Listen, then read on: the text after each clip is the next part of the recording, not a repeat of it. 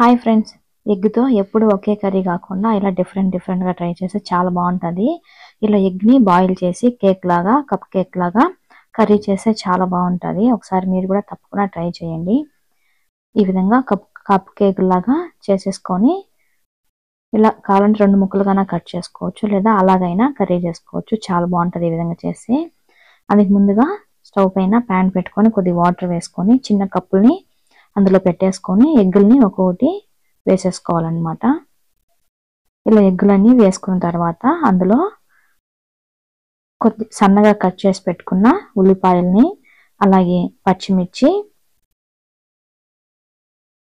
ఇంకా కొద్దిగా సాల్ట్, అలాగే కొంచెం కారం, మిరియాల పొడి, కొంచెం కొత్తిమీర వేసుకొని ఒక 15 నిమిషాలు మూత పెట్టి ఉడికించుకోవాలి.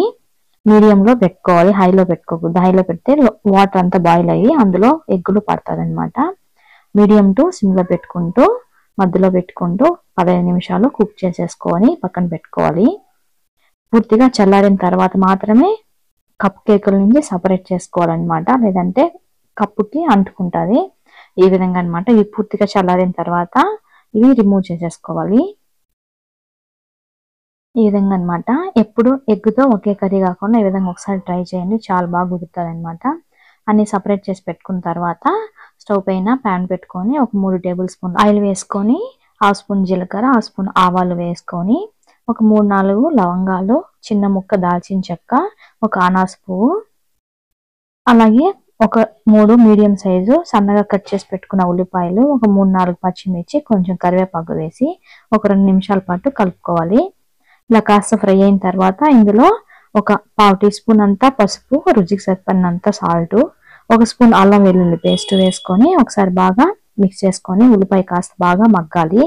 ఇది మగ్గిన తర్వాత ఒక 3 మీడియం సైజువి చిన్న ముక్కలు కట్ చేసి పెట్టుకున్న టమాటాలను ఇందులో యాడ్ చేసుకొని కలుపుతూ మధ్య మధ్యలో మూత పెట్టుకుంటూ ఒక 15 నిమిషాలు ఇది బాగా ఫ్రై చేసుకోవాలి.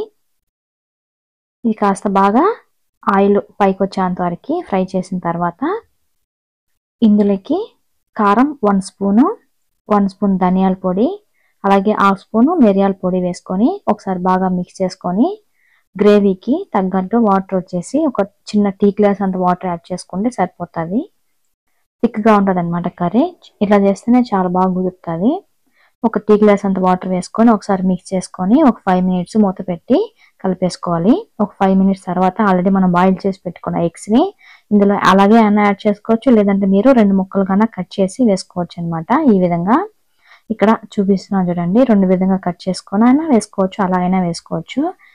దీనిపైన మనకి కావాలంటే కొద్దిగా మిరియాల పొడి వేసుకోండి, కొంచెం కొత్తిమీర వేసుకొని ఒక 5 నిమిషాలు మూత పెట్టేస్తే కర్రీ మనకి రెడీ అయిపోతుంది. కొద్దిగా ఎప్పుడైనా ఎగ్గుతో డిఫరెంట్గా చేయాలంటే ఇలా ఒకసారి మీరు కూడా తప్పకుండా ట్రై చేయండి. మీరు కనుక ఫస్ట్ టైం మన ఛానల్ చూస్తున్నట్టయితే సబ్స్క్రైబ్ చేసుకోండి. ఇంతవరకు లైక్ చేయకపోతే ఒకసారి లైక్ చేయండి. ఈ వీడియో నచ్చిందా? మీకు నచ్చితే కామెంట్ చేయండి. మీరు కూడా తప్పకుండా ట్రై చేయండి. Thank you for watching.